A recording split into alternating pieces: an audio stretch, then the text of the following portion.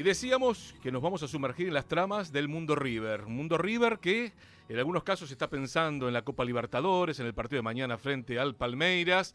Pero claro, es un año electoral en River, ni más ni menos.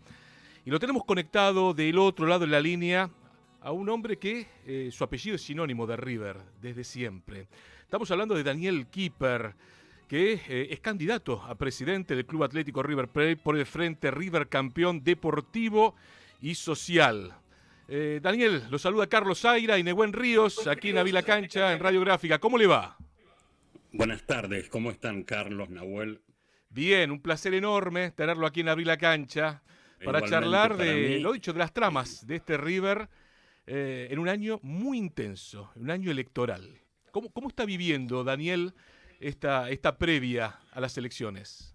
Con la ansiedad y la preocupación de defender un modelo institucional, porque nunca antes como ahora en la historia de River advierto que hay dos modelos Ujú.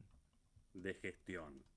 El modelo corporativo que bien expresa la actual comisión directiva, que uno podrá evaluar si este modelo corporativo fue desarrollado de manera buena, mala o regular, y el modelo deportivo, que es el modelo institucional que nos legaron los socios fundadores y los grandes dirigentes de nuestro club y que hicieron grande a esta institución tan hermosa como es River Plate, en lo futbolístico, en lo deportivo y en lo social.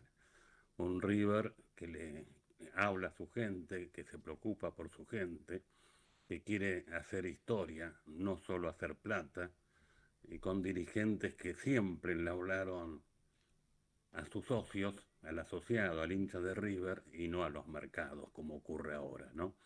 Entonces vivo con ansiedad porque veo que si no salimos a defender este modelo institucional, lamentablemente ya River hoy funciona como una sociedad anónima, porque nos tratan como clientes, no como dueños del club, se va a perpetuar y nunca más tendremos ese espacio deportivo, social, cultural y fundamentalmente la ambición que nos es característica a todos los hinchas de River, que en lo futbolístico queremos ganar todos los campeonatos en todas las instancias y para esto hace falta armar equipos competitivos que se arman con los juveniles, que surgen de nuestras inferiores y no pensar en ellos como un producto de venta rápida.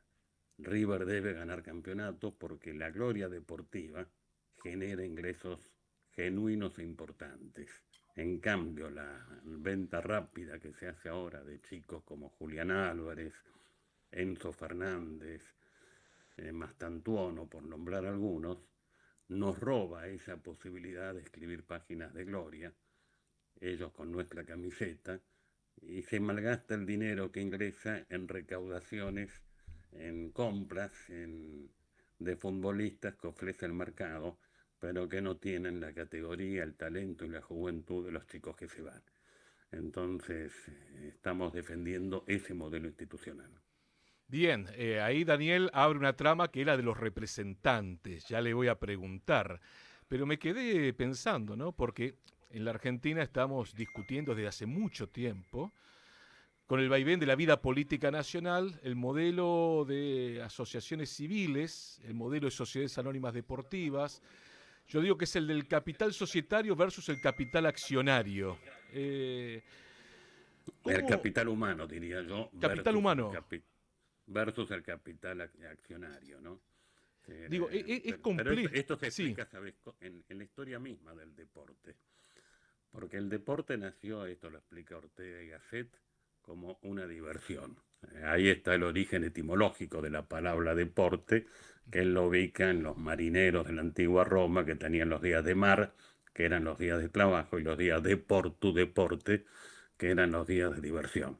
Está también otra concepción que el deporte es un modo de superar las propias limitaciones. Y está otra concepción que el deporte es para la formación masiva de jóvenes para dotarlo de cualidades y valores que surgen de estas disciplinas, compañerismo, esfuerzo compartido, etcétera.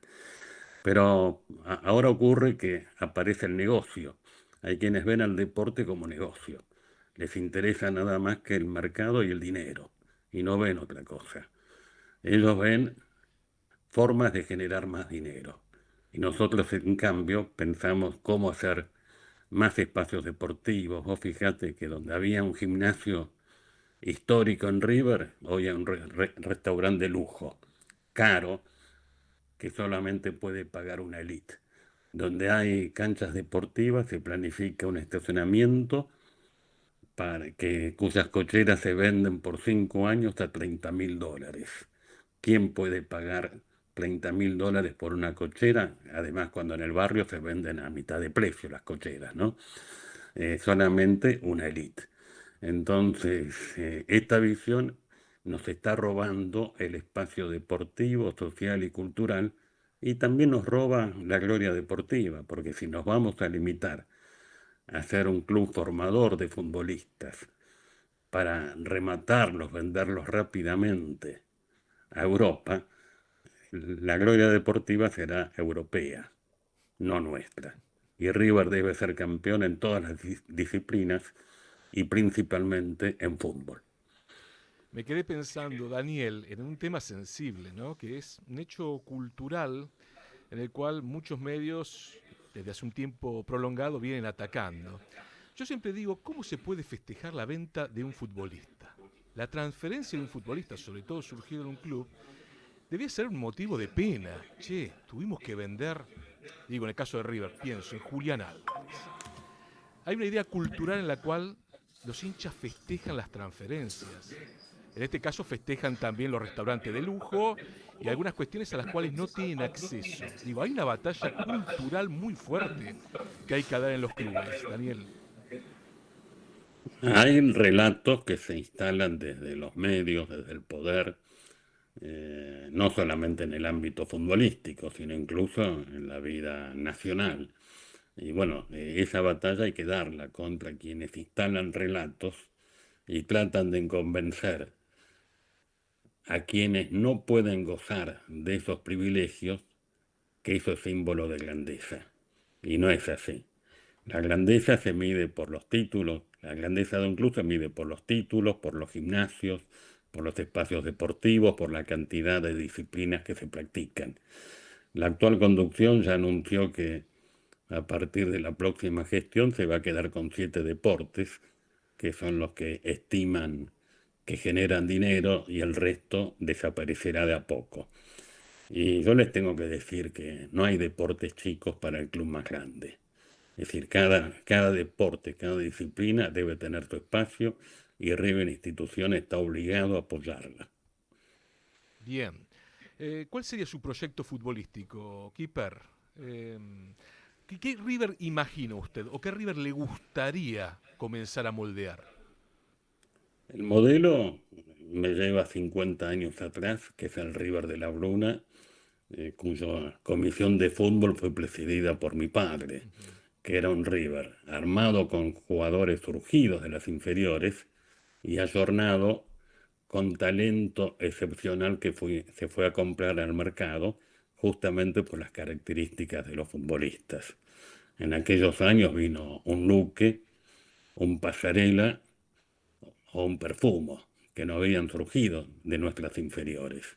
Pero la base siempre fue un equipo juvenil ayornado. River al mercado tiene que salir pura y exclusivamente a comprar un jugador de un talento indiscutible, ya sea que se lo descubra antes que explote o ya consagrado. Pero no podemos comprar jugadores del montón con características comunes, porque esos futbolistas naturalmente deben surgir de nuestras divisiones inferiores. Vos fijate que nos llaman los millonarios por la compra de Carlos Peuchele Ujú.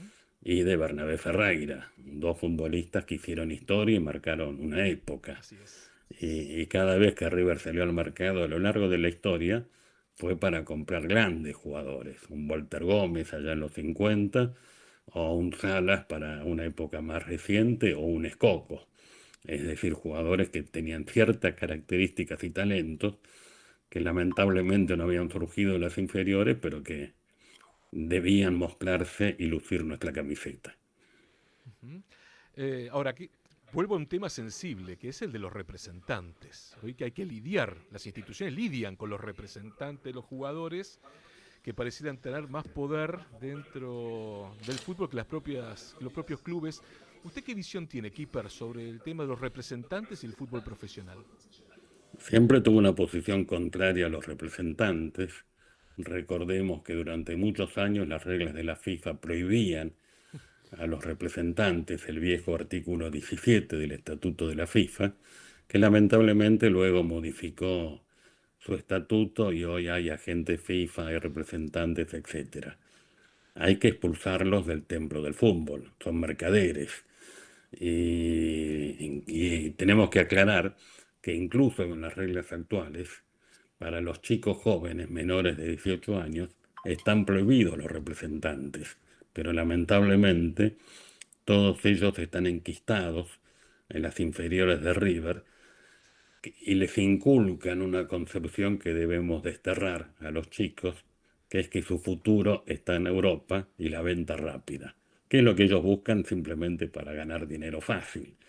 Nosotros tenemos que expulsar a estos intermediarios y a estos representantes de nuestro club, enseñarles a los chicos a querer nuestra camiseta y cuando lleguen a edad de primera para retenerlos, obviamente deberemos pagarles cifras acordes al mercado, pero también con ellos en nuestro plantel vamos a poder recaudar cifras acordes a lo que ofrece hoy el mercado europeo, porque lo que se vende a la televisión internacional es el espectáculo deportivo. Esto lo comprende el fútbol europeo y viene comprando desde hace años jugadores latinoamericanos. Las figuras de Europa son argentinos, brasileros, uruguayos, colombianos, paraguayos, porque en estas latitudes se juega de una manera distinta que en Europa. Existe la gambeta, el toque sutil, esa jugada que vimos días pasados con Julián Álvarez y Messi en la selección, cómo uno engancha, frena y se la da al compañero y Messi define del modo menos pensado para cualquier defensor. Eso en Europa no se consigue, como decía la vieja propaganda. Y ellos lo compran aquí en Latinoamérica y venden a las grandes cadenas de televisión en miles de millones de euros ese espectáculo. Y nosotros apenas recibimos migajas de la televisión. Entonces, reteniendo a los grandes futbolistas argentinos, vamos a poder recaudar cifras importantes para mantenerlos en nuestro plantel, pagándoles acorde, ¿no? Ahora, Daniel, le hago una consulta porque tanto su apellido, Keeper, como el candidato de lo más cercano al oficialismo ahora es Di Carlo, ¿no? Dos apellidos históricos de la dirigencia millonaria de River de la década del 70, del 80. eh, ¿Estamos lejos, estamos cerca de esos dirigentes históricos que hicieron tan grande nuestros clubes? Estimo que sí por la concepción. Hoy hay una concepción corporativa que se ha instalado y Estefano, persona a la que conozco desde hace años y estimo, fui amigo de su abuelo, tiene esa concepción corporativa. Vos escuchás hablar a Estefano y habla a los mercados. Me escuchás hablar a mí, trato de hablarle a la gente y al socio de River. Y esta es una diferencia insalvable desde el punto de vista institucional. O va a triunfar un sector, el River corporativo, o el River deportivo. Son incompatibles. El River corporativo quiere caja, quiere plata, quiere dinero, es lo único que piensa. Y entonces recauda expoliando a los socios. Vos fijate que el aumento de la cuota social, que siempre era producto de un análisis y un debate de la situación del club y de la situación social, esta gestión lo hace de manera automática. Todos los meses aumenta la cuota social. Esta gestión introdujo aranceles para cada actividad. Vos querés hacer alguna de las tantas actividades que River históricamente ofrece y que siempre fueron gratuitas, hoy tenés que pagar aparte. Y no se puede estar haciendo dinero con la gente. Hay una cuestión que el River corporativo no tiene en cuenta y no le interesa. Quien más necesita de la vida deportiva, social y cultural de un club es precisamente el que va a la tribuna, aquel que deja todo en la cancha alentando a nuestro equipo, porque el que paga la cochera de $30.000 vive en un country con pileta, con gimnasio, con todo a su disposición para tener una vida deportiva. En cambio, el chico que se sube a un micro, que debe soportar la requisa policial sin que la dirigencia de River salga en su defensa, y los hacen bajar del micro, los palpan, los maltratan para llegar al estadio. En cambio, el que pagó $30.000 una cochera llega en su Mercedes-Benz, puede llevar alcohol en el baúl o un arma y nadie lo revisa. Y hemos visto cómo le aplicaron derechos de admisión a chicos que estaban tomando un Fernet en Avenida del Libertador, a pocas cuadras del Monumental. Y todos sabemos que en los palcos se toma alcohol también. Ahí no, parece que no rige la veda.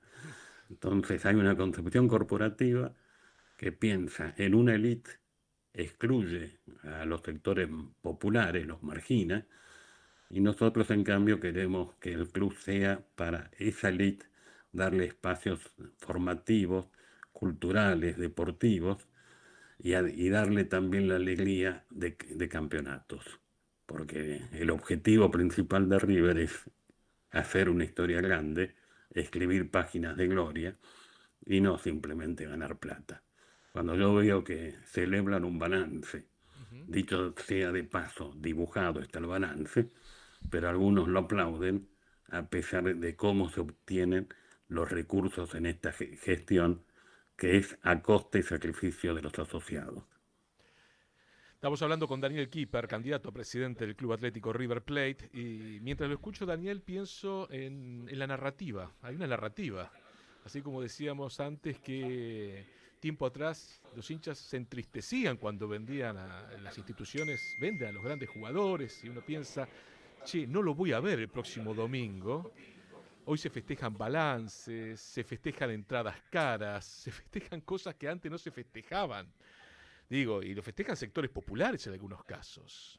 Digo, por ahí uno es muy amplio en este, o de las redes sociales también, que juegan su partido de una forma muy especial en esta idea de las nuevas narrativas. Ahora, ¿cómo amalgamar, pregunto Daniel, cómo amalgamar el fútbol profesional, que es tan complejo, donde hay tantos factores que inciden en la victoria y en la derrota, y el día a día de un club, esto que usted está pregonando, la idea en este caso de un River mucho más social de lo que es hoy? ¿Cómo se compagina eso? Como se hizo a lo largo de la historia, un River deportivo convoca chicos para practicar deporte en nuestras instalaciones, y de ahí van surgiendo los futbolistas, los grandes tenistas, los grandes basquetbolistas, que van a nutrir a nuestros equipos el día de mañana. En cambio, un River que se limite a formar a una élite de chicos y que cuando alcanzan la edad de primera son vendidos rápidamente, como si esto fuera una política de engorde de un campo, me parece que nos conduce al fracaso deportivo. Entonces, toda la vida hicimos lo mismo. Formamos chicos para nutrir a nuestro equipo de primera división y de esa manera tener un gran fútbol. Si algo caracterizó a River a lo largo de su historia fue tener un determinado estilo de juego. Ujú. Es decir, el tipo de juego de un fútbol exquisito, para un paladar negro propio del hincha de River. Y esto porque surgen en las inferiores formados por una escuela de futbolística. En cambio, cuando se empiezan a mezclar sin criterio futbolistas que, más allá de su talento individual, no todos entonan la misma partitura, vemos que el equipo empieza a desafinar. Y nosotros queremos un gran equipo y estamos convencidos que River puede y debe hacerlo. Es más, queremos ampliar los horizontes y queremos que River vaya a los barrios cercanos al Gran Buenos Aires y a las provincias con instalaciones deportivas y empezar a convocar a los chicos de todo el país para justamente formar en el deporte a los chicos y sacar de ahí a esos grandes deportistas que River necesita justamente para crecer en lo que le corresponde, que es en el éxito deportivo. Acá nos llega un mensaje, Daniel, que le agradece por todo lo que hacen con los hinchas con derecho a admisión, que ha sido una moneda corriente de esta dirigencia. Mirar para otro costado o fomentarlo, porque también hay que decirlo. Y si estamos perdidos, todo marketing, qué tristeza, nos dice acá el oyente que nos deja el mensaje. Sí, el derecho de admisión es algo que se ha caracterizado en esta gestión. Hay cerca de 11.000 socios de River que padecieron esta medida arbitraria e ilegítima del gobierno de la Ciudad de Buenos Aires. Y en lo personal vengo trabajando desde hace más de un año. Iniciamos un amparo contra el gobierno de la Ciudad de Buenos Aires. Una vez que debió contestar demanda, optó por levantar la sanción a los 34 socios que representaba en ese juicio y ahora que estamos cerca de la sentencia, decidió levantarle el derecho de admisión a 2.320 socios que también tenían sanciones menores como la del grupo que representé. Pero esto obviamente hay que terminarlo y acá tenemos que marcar una línea divisoria entre el hincha común que va a la cancha con bandera, con una camiseta que dice 9 de diciembre del 2018 y le aplican derechos de admisión, por eso es una fecha patria para nosotros, por describirlo de alguna manera, y de aquel violento que va armado, que va a cometer delitos en una cancha. A este último, claro que hay que marginarlo por las vías legales, es decir, someterlo a un proceso, juicio y castigo. Pero el hincha común que va con banderas, bombos, cantos, alegría, a ese socio lo tenemos que cuidar, lo tenemos que proteger y lo tenemos que defender, porque forma parte de ese capital humano que hablábamos al principio de la nota. Bien. ¿Sabe, Daniel, que lo escucho y pienso que se pone en juego una dicotomía y vuelvo con la idea de la narración, ¿no? Alguno le dirá, Daniel, el club que usted tiene en mente es un club que ya fue, estamos en el siglo XXI, los clubes son otra cosa, ya no es aquello que eran antes. Cuando le bajan esa idea, ¿usted qué le responde? Les pregunto qué es para ellos un club. Y me terminan respondiendo que es una sociedad anónima que debe hacer dinero. Y yo les digo, no, que están equivocados. El origen de los clubes de fútbol en la Argentina, Ujú. que es totalmente distinto al origen del deporte en Europa o en Estados Unidos, fue justamente por nuestros bisabuelos, que esa corriente migratoria que llegó a la Argentina a fines del siglo XIX y principios del siglo XX, que llegaron sin derechos políticos, sin atención médica, sin cobertura de ningún tipo, y necesitaban espacios de representación.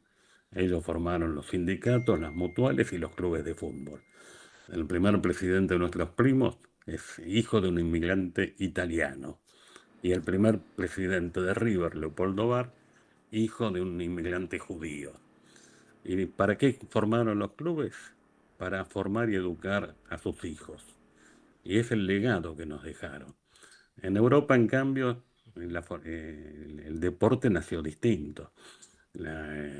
Allá por la década del 40, cuando tanto Mussolini como Hitler le dan al deporte una impronta a partir del Estado para imponer y hacer campaña publicitaria de su régimen político. Obviamente régimen político que cuestiono, critico, desecho y que es mala palabra históricamente, pero desde ahí se comprendió la importancia que tenía el deporte a efectos de publicitar una forma de gestión del Estado.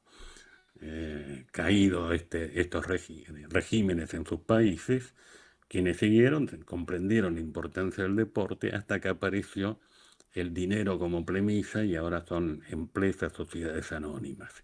Pero el Estado fue el impulsor del deporte Acá no, acá hay construcciones colectivas, una generación tras otra, que hemos aportado dinero y esfuerzo para construir estos monstruos. Y hoy vemos como señores vienen con un poquito de billetes y quieren quedarse con nuestras construcciones sociales hechas para formar y educar a nuestros hijos.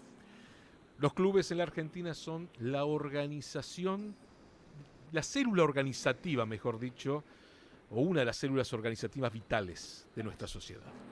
Hay que Sin duda, comprenderlo eso. Y es interesante lo que plantea Daniel, a quien nos gusta la historia del deporte en la Argentina. Sabemos que nosotros hicimos los clubes a modo propio. No son los clubes del modelo británico, es el choque de culturas de este país. Es una historia maravillosa y es muy interesante que usted lo haya señalado, Keeper, aquí en Abrir la Cancha. Me quedo con otro tema también para consultarlo, que lo tocó tangencialmente, que tiene que ver con el modelo de gestión, el modelo de trabajo, en este caso, de un futuro de River Plate, si usted es presidente. Lo he leído y lo he escuchado crítico a la actual comisión directiva justamente en ese ítem que tiene que ver con la gestión. Primero, ¿por qué plantea sus diferencias con el oficialismo actual en River y qué es lo que propone para un futuro? bueno, nosotros queremos primero que haya participación de la gente y que toda la organización de nuestro club esté destinada a la gente, que somos en definitiva los dueños de las instituciones. Después, en los contratos que River negocia y a partir de los cuales recauda dinero, nosotros nos comprometemos a llamar a licitación pública para que todo el proceso sea transparente, a publicar los balances y la documentación contable en las redes sociales para que los socios puedan auditarnos, cosa que hoy no ocurre. No ocurre a pesar que cuando se aprobó el derecho de información al socio, se incluyó la obligación de la comisión directiva de publicar el balance en la página oficial de River. La comisión directiva publica la memoria, no el balance. La memoria es lo que vos bien llamás el relato. ¿Por En cuál cambio, razón? los números que pueden ser leídos e interpretados por los socios, esos no aparecen. E incluso los balances que hoy Ajá. se presentan son muy diferentes a los balances de hace 50 años atrás. Yo antes podía decirte cuánto River gastaba en jabón leyendo el balance. Hoy en cambio veo números genéricos, globales, que a lo mejor en la partícula otros encierran cifras importantes. Y nosotros entendemos que si somos socios, entre socios no hay secretos. Es como que el administrador de tu edificio te diga, pague las expensas en tal suma, confíe en mí y no le digo en que lo gasté. Nosotros queremos transparencia. Bien. Daniel Kipper, un gusto grande tenerlo esta tarde en Abrir la Cancha. Hemos conversado alguna vez, hace mucho tiempo, cuando existió por parte del oficialismo en River una idea que era mudar el Estadio Monumental, allá por el 2017, 2018, y donde fueron pocos los actores, o no todos los actores de la vida de River, que decían, no, River es acá, es en Figueroa Alcorta y Udaondo, no en otro Sí, lugar. en aquellos años hubo Carlos Lancioni, quien también nos acompaña en nuestra lista, fue uno de los que impulsó dos proyectos importantes. Uno, el de rechazar las sociedades anónimas que algunos que traían y exponían como idea para nuestro club. Y el segundo fue decirle no a la mudanza del Estadio Monumental. Y otra cosa que es importante destacar, River debe invertir en estructura deportiva en terrenos propios. Hoy tenemos algunos terrenos que ha conseguido esta gestión que son préstamos precarios. Me refiero al terreno de Lesma y a uno que se está obteniendo en Ezeiza. Y está invirtiendo millones de dólares para crear una infraestructura adecuada. El Estado nos puede echar en 20 días, aplicando una ley, la 17091, que permite el desalojo instantáneo de este tipo de concesiones precarias. Entonces, River debe invertir en terreno propio. No sea cosa que invertimos, nos echen y el Estado venda lo que nosotros hicimos para que un tercero explote esa estructura deportiva. Porque hoy también vemos como hay capital que quiere competir en el campo deportivo, teniendo instalaciones deportivas, clubes privados que cobran cifras muy caras simplemente para llenar el bolsillo del dueño. No critico, no digo que esté mal, pero es una concepción diferente. Si hacemos una inversión, tiene que quedar en la comunidad, porque esto es un aporte que hacemos una generación tras otra. Daniel Kipper, muchísimas gracias por estos Gracias a minutos ustedes. con Ávila Cancha. Ahí pasó Daniel Kipper, candidato a presidente del Club Atlético River Plate por la